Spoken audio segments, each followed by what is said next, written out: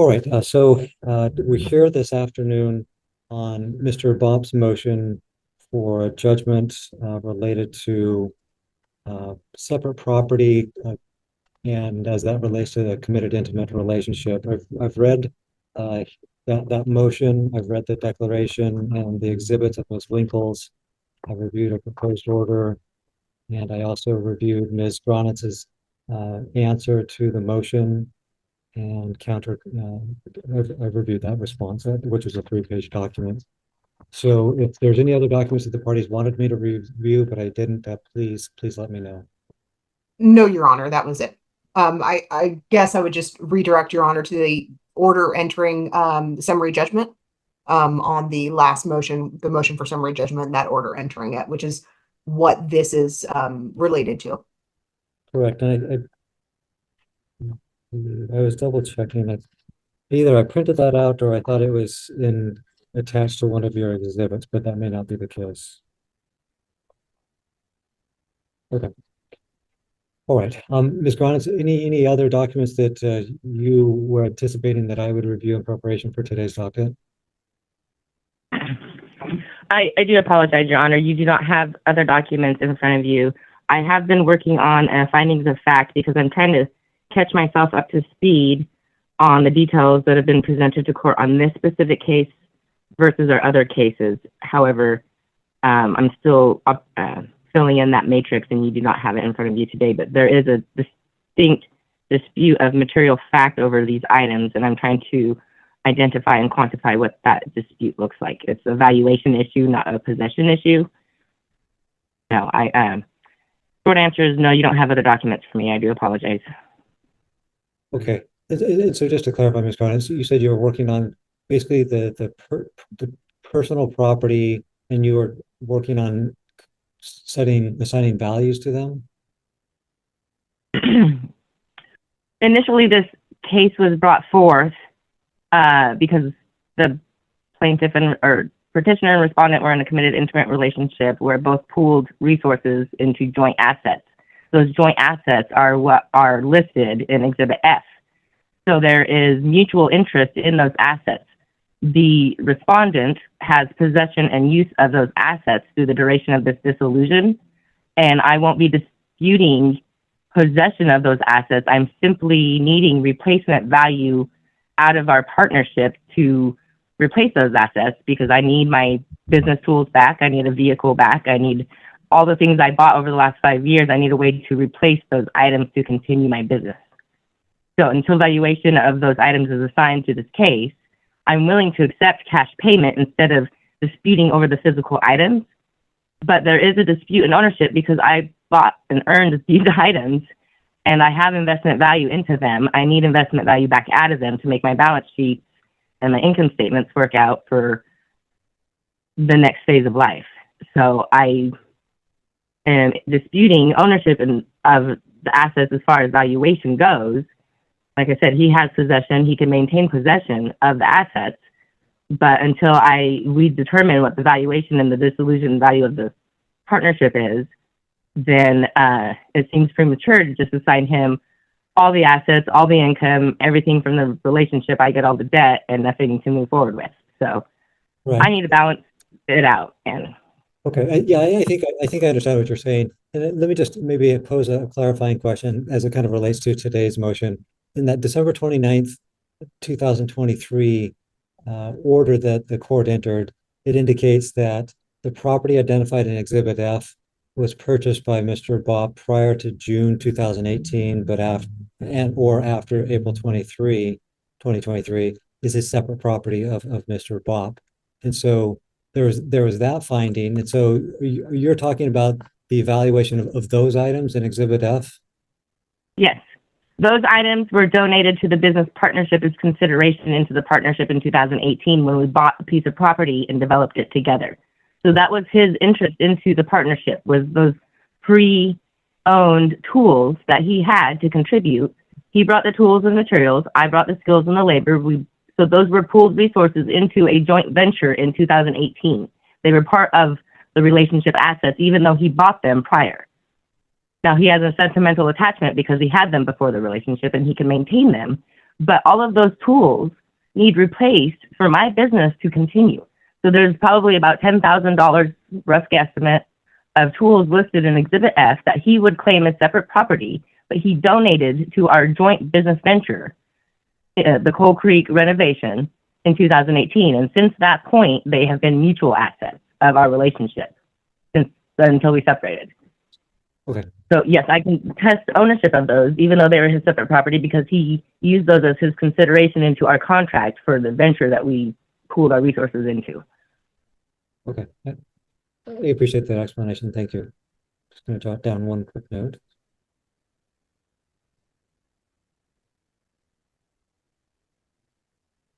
Okay, so now that we just established that there's no other documents to review in preparation for today's hearing, I guess it's time for the hearing for the purpose for which we're here today. So the motion was filed by Mr. Bob, so I'll hear first, please, from Ms. Winkles, then I'll hear from Ms. Graunitz thereafter. Yes, Your Honor. We have an order on entering the motion for summary judgment, granting that motion for summary judgment. That's where the decision was already made as to the characterization of the property purchased prior to 2018. In that motion for summary judgment hearing, property was identified on Exhibit F. That property, the court made a specific finding that that property was separate. When you purchase property, the nature of that property, unless there's transmutation, which there's not been any allegations of that. There weren't any on that motion for summary judgment. It doesn't change character. The character of property is whatever it was at the time you purchased it. But regardless of that, we already argued that. We had a hearing, 30 days have passed. There was no appeal. There was no motion for reconsideration. There was nothing of that effect. That order is a good order. It is a standing order before the court. The only thing we're here on today is not to relitigate this. It's already been litigated. The only thing we're here on is to make this a final judgment rather than and I say this word wrong every time and I practice and I still can't do it, interlocutory order of the motion, the order on motion for summary judgment just needs to be made final. And the reason it does, there's nothing that would delay that. We've passed that 30-day mark. Additionally, it's real property. There's mortgages that need to be paid. There's creditors and things like that. There is a reason to have this final order. Additionally, we're going to most likely a trial or settlement. And that is why it's so important. Ms. Graunitz has kind of made my case for me. If we keep arguing issues that have already been decided, unless there's a final judgment, we're going to be going back in time and it's going to cost everybody a ton of money for something that was already decided by the court. Findings were already made. We need this final judgment on less than all claims so that everybody is aware of what we're actually litigating on at the time of trial or settlement. So the issues don't get confused and we can deal with 2018 to 2023 things that were purchased during that time and only that time so that we can stay relevant, make the trial go forward. It's really judicial economy, financial resources, the parties, and just pure understanding. So we'd ask that you enter our judgment, our final judgment on less than all of the claims. And specifically, you're asking that the 28 residents, the boathouse and the personal properties contained in Exhibit F be deemed separate property. That's it, Your Honor. Just exactly what it said in that motion or that order on motion for summary judgment. Exactly that interlocutory order made Interlocutory. final, and that's it. Right. It should almost be word for word to the order on summary judgment. All right.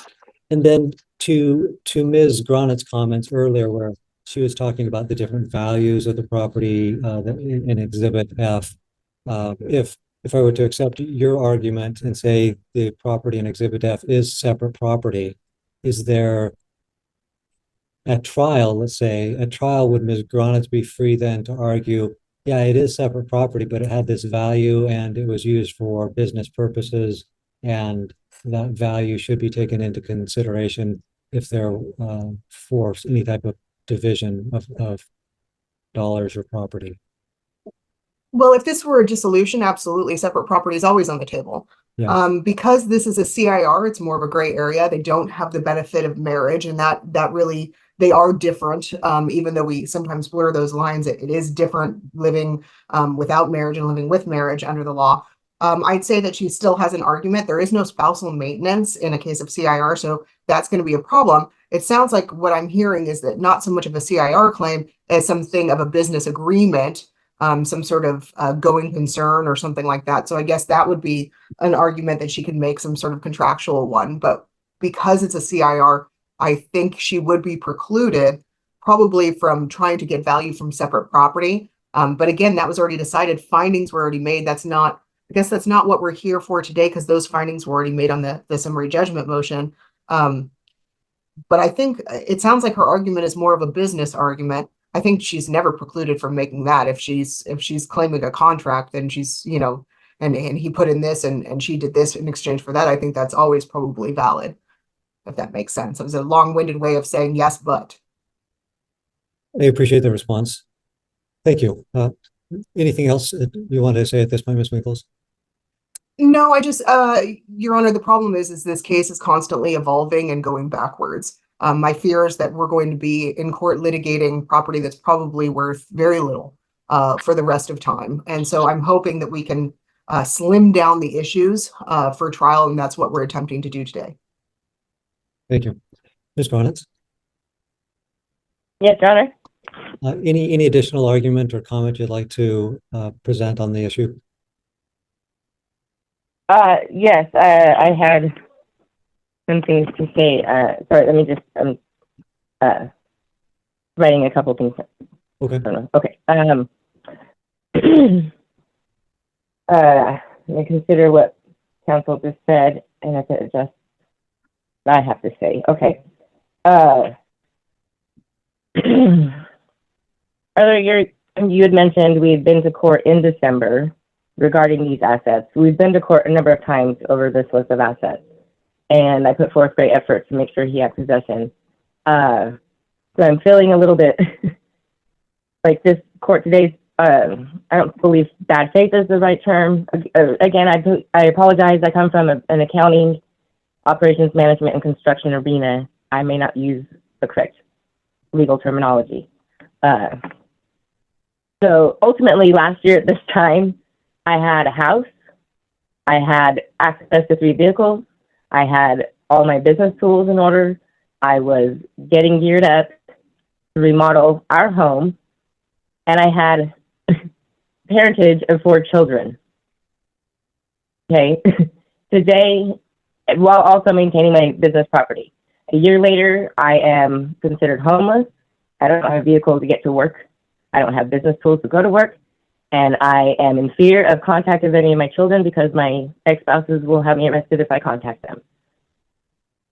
So in a CIR or any type of business dissolution or CIR, the difference is love and affection and a long-term stable relationship with intention of, in my terms, a mutual retirement plan. I have business relationships with a lot of people.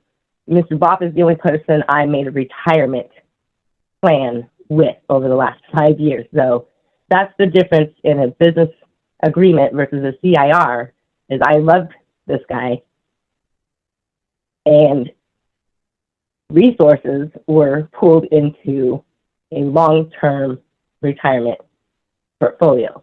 I started financial services at age 20. It's something I do. I help people build up their homes and their retirement. And I built a retirement with Mr. Bopp, and that looked one direction. Today, our directions have changed. His position has not changed much. He still has his car. He still has the house. He still has all the assets. He has his job, and he has access to his daughter. So, here again, we're arguing over property. I built a shed off the back of the property. It's a $40,000 shed. We haven't discussed my either payout or reclamation of said shed. It's on the property. If we assign Mr. Bopp ownership of Parkview, what happens to my investments? Part of our contract last year when I started construction is that he pays me for the job that I did, aka the hardwood floor remodel. He was supposed to pay me for the job of refinishing the hardwood floors before he began using them. It is my guesstimate after a year that he is using the floors that he has not paid for yet. It's standard contracting agreements. It's something he agreed to. He failed to pay and yet is using the assets. How do I claim ownership of just the hardwood floors? You know? So I am seeking payment over my investment into that property. So I own the floors, I own the paint on the walls, I own all of the elements that went into making that a house. So we can't split the house, you know? So I'm willing to cash out, but until there's a cash out value assigned that I can put onto my balance sheet, because I'm in tax season, I have to file taxes. My quote, either CIR and or employer has not paid in 2 years. You know what that does to my balance sheet as a business? I can't get a loan because I can't claim an income, because the guy that I've been working for the last 2 years hasn't chose to deposit money into any of my accounts for the work that I've done. I'm stuck until valuation is determined, and I either have a loss of the $100,000 that he said that he owed me last June. This issue hasn't changed one bit. In May of last year, he put in a protection order stating, I said he owed me $100,000. He said I was insane. He needed protection from me because I wanted paid out for my job. So the issue is still the same. I've done the math 3 different ways. I've done it CIR, I've done it business, I've done it as an employee. It's $100,000 difference on my balance sheet. I can't erase that gap. So either I'm still in court that I just lost $100,000 by trying to leave a relationship, or I get paid or whatever. But in order for me to prove to my investors that I had value the last 2 years and I actually did something with my time, and I can prove that I did something with my time, I can't prove payment for anything that I've done with either of the 2 house remodels I've done with the respondents. I've remodeled 2 homes, and I don't have payment for either home that I've remodeled. That's a $100,000 deficit in my income statement. I need to address that. It's tax season. I would like to take care of this money issue. If we wanted to settle on the money, we can settle this case. It's not an issue of assets or items. You can have everything from the relationship. I just need the ability to have my investors say, yeah, you're a good investment. We'll go ahead and approve your loan so I can move forward in life. And I need a way to get to work, and I need my business tools to do the job. So I'm happy to buy my own, but I need valuation and the money to do that, to move forward. And that's ultimately all we're disputing is, what do I get paid for remodeling these 2 homes with this guy? We had an agreement on both of them. I did my part. I put in my skill and my labor. He offered assets as part of his consideration for what I did. Now he's trying to rescind his offer of those assets, like the expedition. He gifted that to me in 2018, put me on the insurance in April, and claimed it stolen in May. I don't understand, but I don't want that car. I need a different car, though, you know? So I don't want the expedition. Ask you a quick question? Yeah. Yeah, I appreciate your feedback and the information that you're sharing. More specifically, this is a motion related in part to the December 29th, 23 order, where the court made a finding of separate property as it relates to the Parkview address, the boathouse, and the property in Exhibit F. So I'm hoping you can address your comments to that issue. Ms. Winkles made an argument that order had been ordered. There is no motion for reconsideration, no appeal of that particular order. And so at this point, the court has made a ruling related to that property. And basically her motion is to, for lack of a better term, kind of rubber stamp that and grant it as a partial summary judgment as it relates to those 3 categories of items: the residence, the boathouse, and the property in Exhibit F. So while the information you're sharing is obviously important, I'm hoping you can focus your comments on the issue that's before the court today, which is should there be an order establishing the real property at Parkview, the boathouse, and the property in Exhibit F as the separate property of Mr. Bob, and then move forward to a separate trial, probably, or mediation, what have you, whether there is a committed intimate relationship, and if there is to be any type of division of property or what have you. So I'm inclined at this point, because of that prior ruling, without an appeal, without a reconsideration motion, of granting the motion that Ms. Winkles has brought, and then allowing the parties to work on other aspects of the case, whether it be through mediation or through trial, which would include the committed intimate relationship argument and potential separation or division of property and funds and the like. So I'm hoping you can address those issues.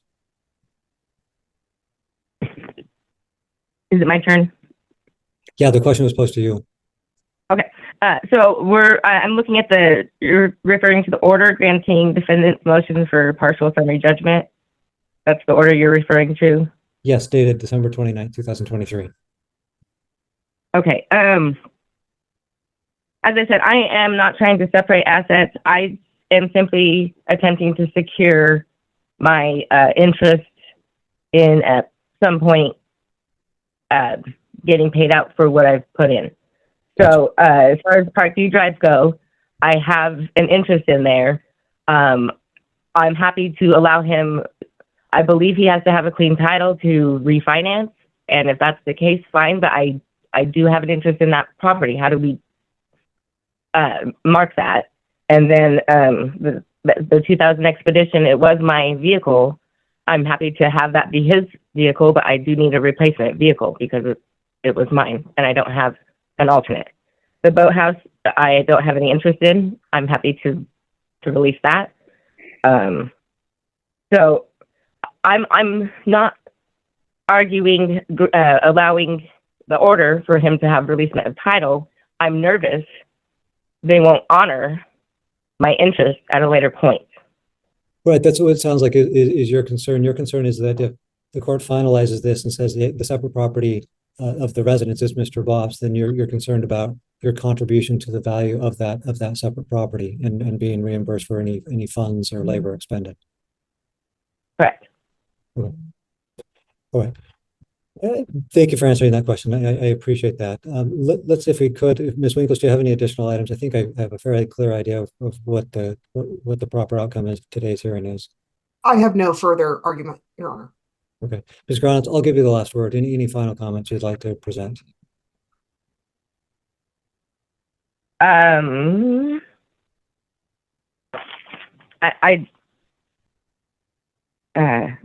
reviewing my notes. Discovery. We're still in the discovery phase. No, I think that we discussed the necessary issues on my list. Okay. All right, thank you. I appreciate the perspective and input of both parties.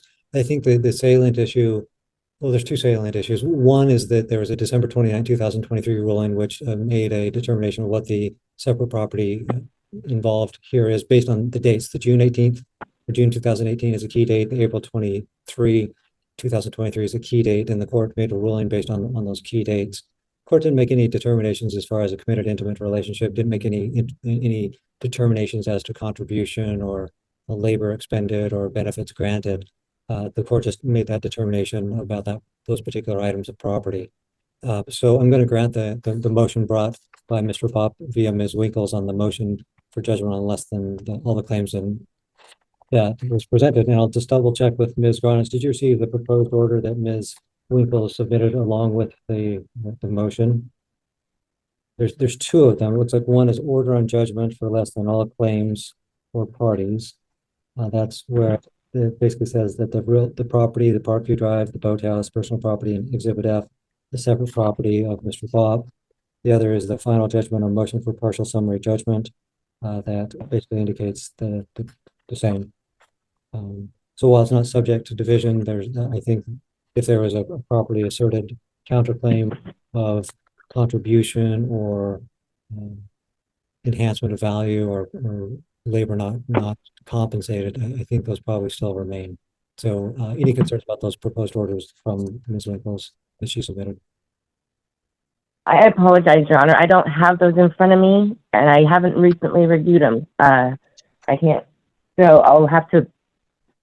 I don't have feedback about them because I haven't looked them over, or I don't have them to look. Sure. Sure. So just looking over them, we looked at them previously. I'm just looking at them again. It basically reiterates that the Parkview address is separate property, as is the boathouse, as is the personal property in Exhibit F, and that he's entitled to a judgment affirming that property, separate property status. So I think the orders as presented, I'll sign off on both of those. Ms. Winkles, I have a photocopy of those that were submitted as proposed orders. Would you be in a position to send those to me via email, clean copy, and CC Ms. Graunitz in that. Absolutely. Okay, that would be appreciated. Once I receive those, I'll sign off on those. And then the parties will be free to negotiate and mediate and or set for trial or what have you. So I All right. appreciate the input from the parties. I'll look forward to that email. So All right. I think that concludes our hearing for today. We'll be in adjournment. Thank you, Your Honor. So the order is set as written, and if I want to make an interjection, I have to do that separate, Well, or not that's not the right word, but yeah. So sometimes what will happen, we'll have a hearing and the court will make an oral ruling and a proposed order at that time will not have been submitted. And so then the parties, based on the court's oral ruling, will prepare an order to match what the court orders. We're in a distinct situation here where a proposed order was submitted to all parties, including the court, and ostensibly was reviewed by all parties. And then the court has made a ruling that is basically in conformity with that proposed order. So in my view, that proposed order accurately portrays what the court ordered here today. And so a separate hearing to kind of ratify or affirm that order is not necessary, because I've done that here, in that I've reviewed the proposed order. I feel it's appropriate, and that you, Ms. Graunitz, had received a copy of that order prior to the hearing. And so there's an opportunity to review that, an opportunity to be heard on that issue. So from my vantage point, further hearing is not necessary, because I've reviewed that order and I think it fairly captures what I wanted to say. So in theory, I shouldn't have to come back to court about this specific list of items again, because it should be done, right? We should be done arguing over this list of items. We can move on to the next subject. You know, from my vantage point, that the exhibit F that contains different items of property, that's the separate property of Mr. Bob. Where the parties decide to go or what's important to the parties, I'll leave that to each, and I won't make any prospective rulings on that. Okay. Okay. Well, it's been a while. We've been over these items a long time, and so if we could bring these to a close, I'm great with that. So. Okay. I appreciate your time today, Your Honor. All right, very good. I appreciate the input from all parties. Thank you.